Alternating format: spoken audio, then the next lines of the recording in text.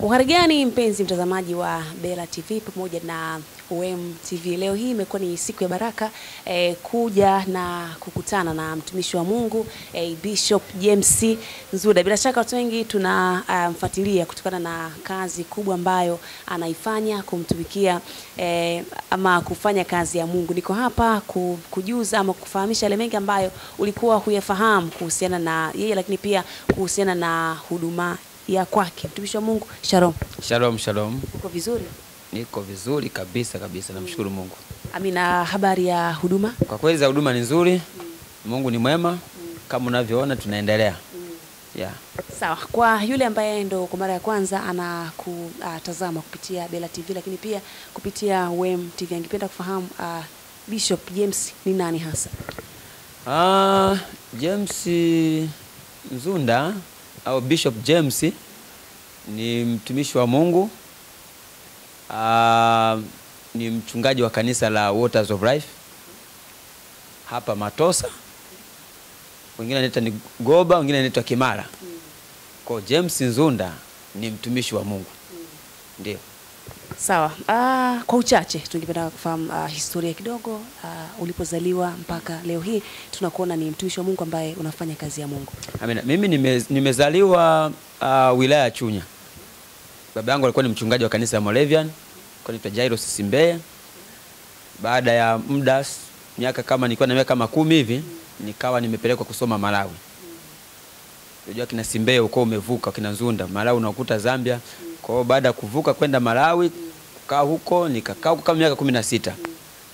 Baadaye nikawa nimeitwa na binamu yangu upande wa mama akiwa Zambia, kwa hiyo akawa ameniita kwamba niende kule nikamsalimia. Ilikuwa mwaka 95. Kwa hiyo nikiwa kule sasa ndio nikapata neema ya wokovu nikiwa kule Lusaka, Zambia. Baadaye Bwana akaniambia nirudi tena Malawi. Kwa hiyo nikarudi Malawi, nikawa nakaa na mchungaji ambaye ni mchungaji wa kanisa la Living Waters.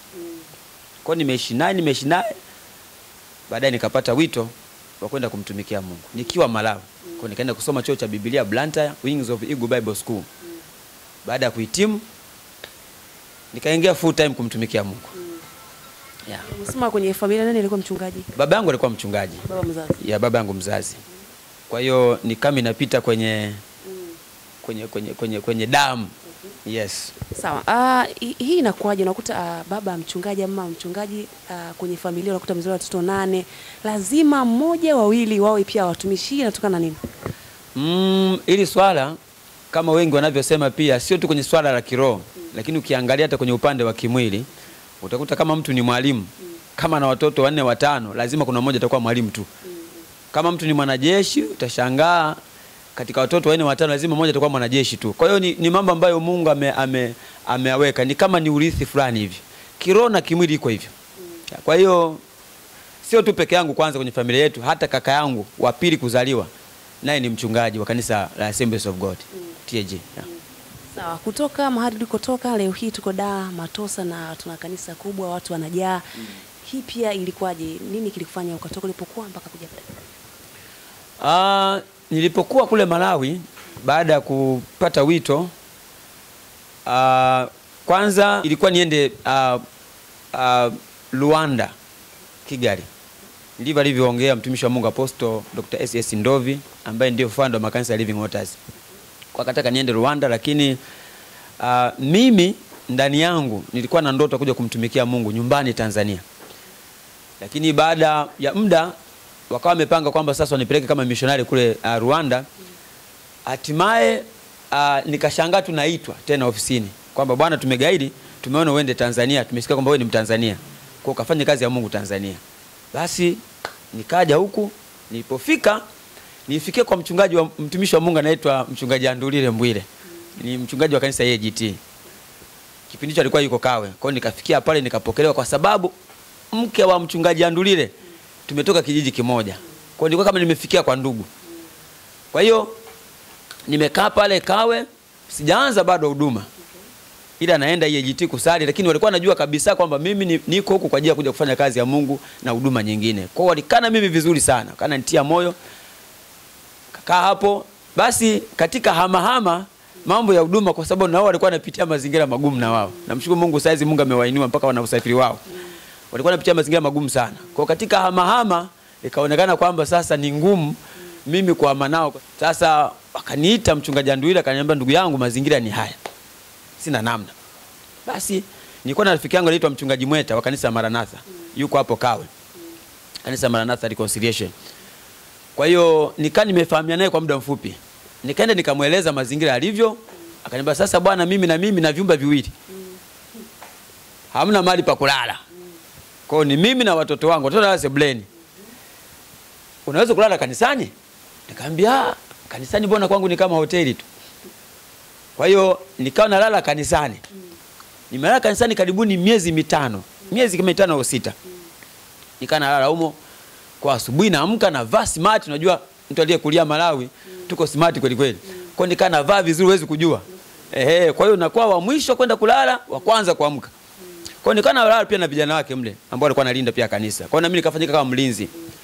Kwa hiyo ikanisaidia. Unajua wakati fulani unaweza kuwa unapitia mazingira magumu, lakini mazingira magumu yanakupeleka kwenye mafanikio. Yaani Mungu anaweza katengeneza mazingira ukayaone ni magumu, lakini hayo mazingira Mungu anatumia kwa ajili ya utukufu wake. Kwa hiyo ikanifanya kwamba usiku nikaa naamka naomba. Basi siku moja nikaa nimeenda kumtembelea mshirika wa mchungaji Andulile, kanisa la EAGT. Kumbuka naongea yote sijaanza kwanza huduma. Kwa baada ya kumtembelea, basi kwa tunaongea, ni mtu wa kwetu. Naongea kilugha pale, nikamwona mama mmoja yuko pale nje anapepeta mchele. Mpunga, vyovyote vile.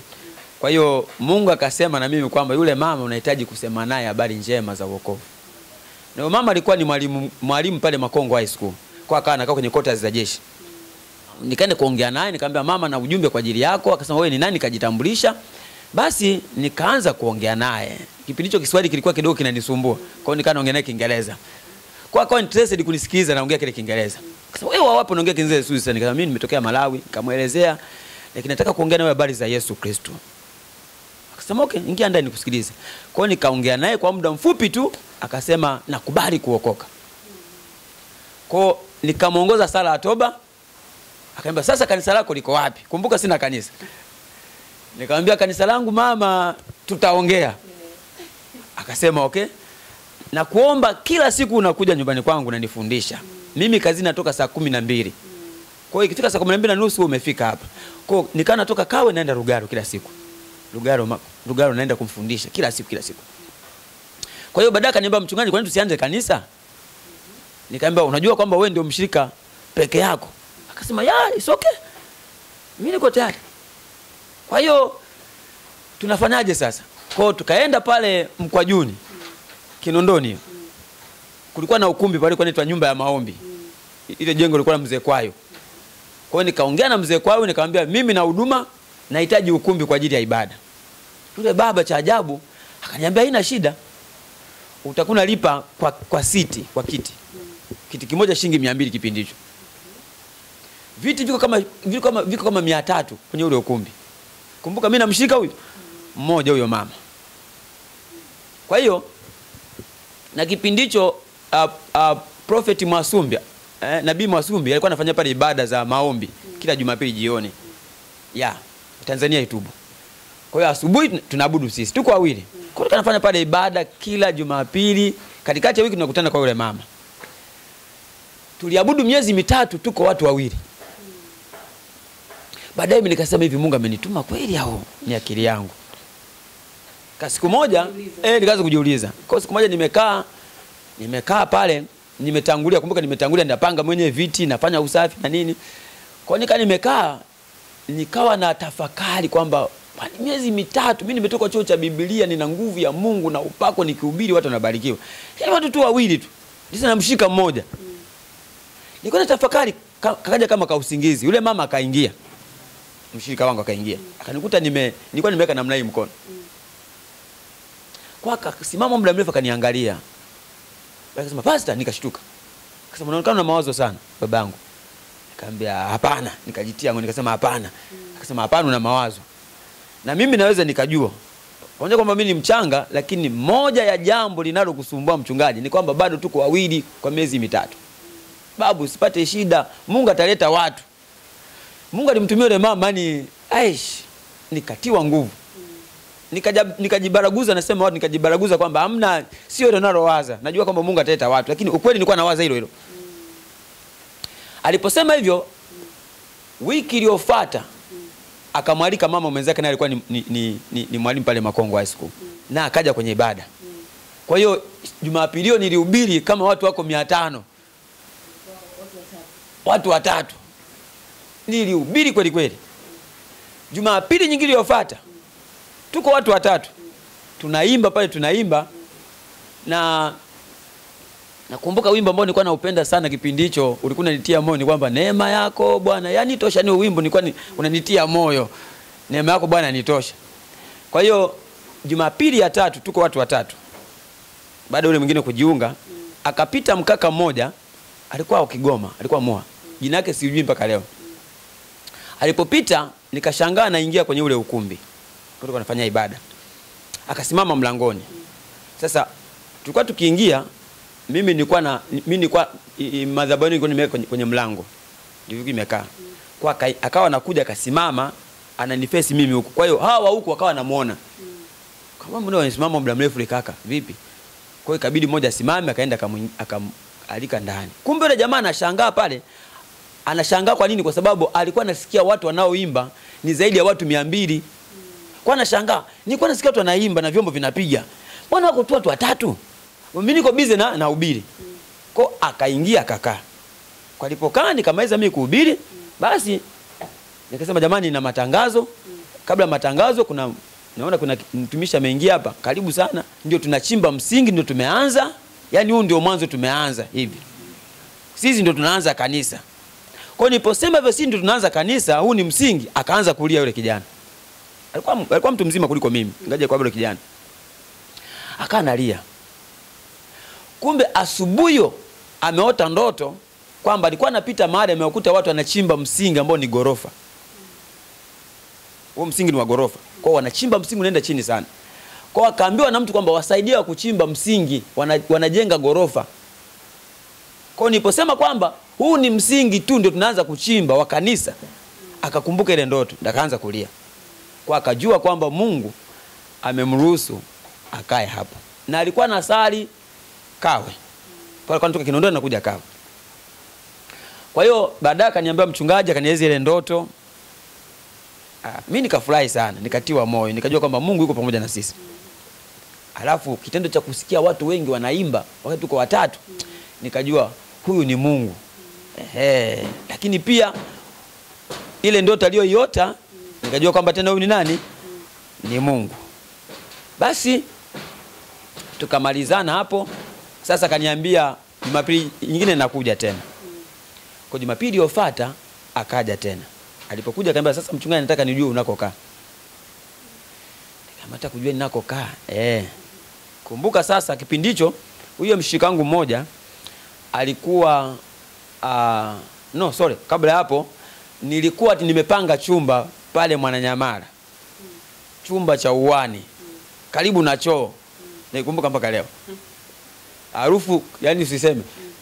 Niko hapo. Sasa ile pesa nilipata wapi? Nilipata ile pesa nilipewa na mtumishi wa Mungu anaitwa Bishop Rod Kimbwambo Kigamboni. Nilikuwa nimeenda kwenye semina chini ya mchungaji wake anaitwa Mweta, ambao nilikuwa nalala kwake Kawe. Kwa tukaenda kwenye semina. Kwa hiyo kwenye semina kule, basi Mungu akasema naye. Akanipa shilingi 50, nakumbuka kipindi kile, akanipa na megaphone ya kuhubiria. Ilikuwa ni semina ya watumishi wa Mungu. Kwa hiyo ndio nikapanga sasa chumba. Nakumbuka ilikuwa 1500 kwa mwezi. Kwa nikapanga chumba kwa miezi kama 6. Basi nikaa naishi hapo. Yule mama kanunulia Mishambi sasa, ambaye mshikango wa kwanza, na yule mwenzake wakanunulia jiko la mchina na vyombo. Nikaanza maisha. Kumbuka sina kitanda, sina godoro, lakini nimekata maboksi yale ndio natandika chini. Halala. Nakumbuka mpaka leo shuka ambao nilikuwa natumia. Kwa nalala hapo. Kale kachumba kalikuwa nika chafu sana. Kila siku nilikuwa na uange. Kila siku na uange. 1, 2, 3. Uange kila siku. Basi yule sasa mgeni yule aliyekuja kanisani sasa akaniambia nataka nikajue unakokaa. Sasa anakujaje ajue napokaa mimi kanisani niko smart, alafu akaone napolala kwenye box atanidharau. Kwa hiyo nikawa nampiga nini chenga. Nikamwambia bwana, mimi kwanza nina safari ya kwenda Kawe kwa rafiki yangu mchungaji Mweta, kwa hiyo utakuja siku nyingine. Akasema no pastor, nataka nijue unapokaa. Sasa kujua unapokaa baba yangu, mimi ni mshirika wako. Nikampiga chenga sana. Akamwambia hapana. Nikamwambia basi pende. Kwa hiyo tukafika, nikafungua mlango, akaingia. Akaniambia mchungaji unalala hapa? Nikamwambia ndio. Mchungaji unalala hapa? Nikamwambia ndio. Akasema subiri kidogo, nakuja. Akaondoka. Kama nusu saa nikashangaa anakuja na kitanda. Akaweka hapa, akasema sasa bado godoro. Yaani ninachomshangaa Mungu, toka jamaa alipoleta kile kitanda, siku hiyo sikumuona tena. Yaani mpaka leo sikumuona tena. Na mpaka leo kitanda hicho kipo, ni mninga. Akaondoka. Angalia alivyokuja kuelezea ndoto yake, alivyokuwa anasikia watu wanaimba wengi lakini kumbe tuko tu watu watatu, alafu akaja kaleta kitanda akapotea. Kwa nilianza maisha namna hiyo, na niseme tu watakuwa kama nasikia Kiswahili pia nilikotoka Malawi. Nataka niongee pia na watumishi ambao wanamtumikia Mungu. Wakati fulani usitegemee msaada kutoka makao makuu. Utachelewesha ndoto yako. Utachelewesha ndoto yako. Yaani kabisa. Kama Mungu amekuita, nenda, msaada utakuja. Utakufuata. Watumishi wengi sana wamegombana na baba zao wa kiroho. Asema anitumii pesa, hawajanisaidia chochote. Kama umeitwa na Mungu, msaada utakuja tu. Mimi nakumbuka baba yangu wa kiroho alichokifanya, aliniwekea tu mkono. Alisema my son go. Yaani mwanangu nenda. Nipewa na nauli tu basi. Hapo akaniambia ukifika Tanzania urudi tena. Kwa hiyo nilikuja kama kusurvey, lakini nilipofika nikasema hapana, siwezi kurudi tena kule, nikirudi kule atachelewesha mpaka apate hela. Nikasema no. Hapa lazima. Mungu ameniita. Yes, nikasema Mungu anaenda kufungua mlango. Kwa hiyo namshukuru Mungu, milango ikaina inafunguka. Milango inafunguka. Kuna wakati fulani nitaka nitumie akili zangu.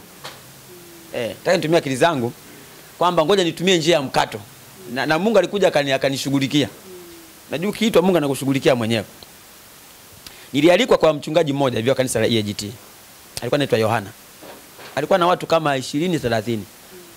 Nikamwambia mchungaji, naomba uje. Alikuwa hapo Tangibovu. Naomba uje uhubiri Jumapili. Kwa hiyo nikamwambia nakuja. Nakumbuka ilikuwa ni siku ya Jumanne, kwa ananiambia Jumapili niende nihubiri kwake. Siku ya Jumamosi nimeenda kwenye harusi na mchungaji Andulile.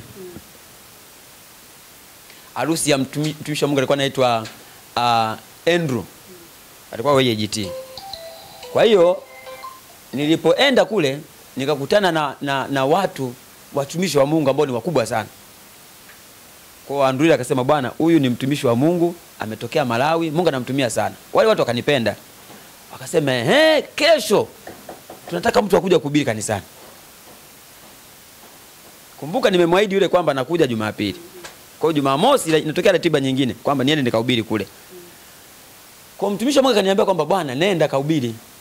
Ili kanisa na watu zaidi ya 500. Sasa mimi kwa akili yangu nikasema nikienda kuhubiri huko sawa.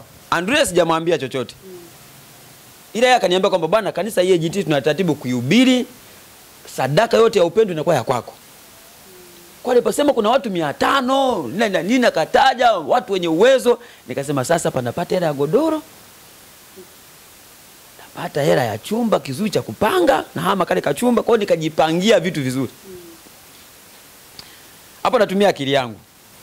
Cha ajabu kweli nikaenda kuhubiri kwenye hilo kanisa, nikapokelewa, nilikuwa nahubiri Kiingereza na mkalimani, makamera yako hapo, yani nikasema hapa kweli bwana, zilitolewa pesa, watu walibarikiwa sana. Nikajua hapa nanunua godoro, hapa nanunua nitapata nyumba nzuri, nitapata nini, maisha yatakuwa mazuri. Kilichotokea, tumemaliza ibada, wakanichukua kanipeleka kwenye hoteli kwenda kula chakula. Kwa nikapata chakula, Tukatoka hapa akasema kuna mkutano sehemu tuende wote, tukaenda nao. Hapo natembea niko kwenye kuruza. Yaani mambo mazuri sana najua hapa bahasha nitakayoipata hapa sio ya kawaida. Ya kutosha. Umeisha mkutano, wale watu wakaondoka wote. Kumbuka ni Jumapili jioni ndio mkutano unaisha. Kwa hiyo nashangaa tunakuja kutoa nini? Kutoa mahema, viti wanapanga wahudumu. Naangalia wenyeji wangu hawapo. Kumbuka ilikuwa ni Mnazi Mmoja. Tumkuta kunafanyika pale. Sina nauli ya kurudi. Nienda tu na nauli ya kwenda, kurudi sina nauli na hela. Kuna bahasha. Kwa hiyo nilianza kutembea kutoka Mnazi Mmoja mpaka Kawe. Natembea kwa mguu. Nimefika Faya. Jasho inanitoka. Nikapita daradara. Kumbe ndani mle kuna mchungaji Andulile. Ndiye akaniona. Hapo ni kwenye saa moja hivi kagiza kameanza. Kitu niokuwa ni yale mataa. Konda kaniambia bwana kuna mtu anakujua Mpanda. Nikapanda akasema wewe kwa nini unatembea kwa mguu? Nikamwambia sina nauli. Hujapewa hata hela? Nauli sijapewa. Akasema watu bwana kwa nini mkufanya hivyo? Mungu akaniambia asio wale watu ni mimi nakushughulikia. Umeacha kwenda kule kwenye watu 30. Umekuja kulipewa nini? Hela nyingi. Kwa hiyo ni mimi. Kwa nikamwambia Mungu naomba nisamee. Nikaingia kwenye toba, Mungu naomba nisamee. Mungu naomba nisamee. Kwa Jumapili nyingine kweli kabidi nifunge ratiba zangu niende kule. Nikahubiri kule nikamaliza, basi nikaondoka. Kwa maisha yangu yamekuwa ni hivyo sasa. Nimeanzaje huduma? Hapo katikati kwa kifupi nilikuja nikatoka. Kwenye huduma ndio kuna mambo mengi sana. Siwezi kuelezea yote, lakini nikaja nikatoka. Nikatiwa moyo sana na mtumishi wa Mungu Apostle Lilian Ndegi pamoja na Apostle Ndegi. Kwa mimi nimesali pale Makuti miaka kama 3. Na ndoa yangu nimefungia pale. Mke wangu alikuwa ni Shibukoba, kwa hiyo baada kwa nikafungia pale ndoa yangu. Kwa hiyo baadaye nikaamua kurudi tena kwa baba yangu. Kwanza nikaenda kuongea naye, nikamwelezea mazingira, akasikitika sana, this is bad na nini, kwa nini wakufanyia hivi na hivi. Basi akawa yameisha. Sitaki niongee mengi sana, kwenye huduma kuna mambo mengi sana. Kwa hiyo nikarudi tena, akaambia basi nenda kafanya tena kazi. Ila ulikotoka kule kaage. Kwa hiyo nikatoka kule Malawi, nikaja tena kwa Apostle Ndegi, nikakaa naye na Lilian Ndegi, tukakaa tukaongea, wakaniambia si tulijua kwamba wewe una wito. Tujua kabisa. Kwa kawaita watumishi wa Mungu tukaomba pamoja, kumpatiana tukalia sana. Yule mama alikuwa ananipenda sana Lilian Ndegi. Alikuwa anapenda sana mke wangu. Hapo nimeshaoa tayari na katoto kamoja. Kwa tukakumbatiana tukatoka hapo. Ikabidi sasa nihamie Kimara. Kimara pale sasa tukahamia sasa kimakazi. Mimi na mke wangu. Kwa tumefanya pale huduma sebuleni kwetu. Fanya pale huduma, baadaye tukapata eneo Korogwe. Watu kama 6-7. Kapata eneo Korogwe. Ile tunaweka tu nguzo tu hivi. Wakaja serikali za mtaa wakatuzuia kwamba nendeni TANROADS. TANROADS akasema mwezi kujenga hapo, tukang'oa jengo. Tukaenda sehemu nyingine tukampata mama mmoja hivi wa Kichaga, akasema no sio mama. Tukampata jamaa mmoja hivi. Alikuwa ni lawyer. Amesomea mambo ya sheria. Alikuwa amekodi eneo, kwaona sisi akatukodisha. Yaani ikakodi naye anatukodisha na sisi.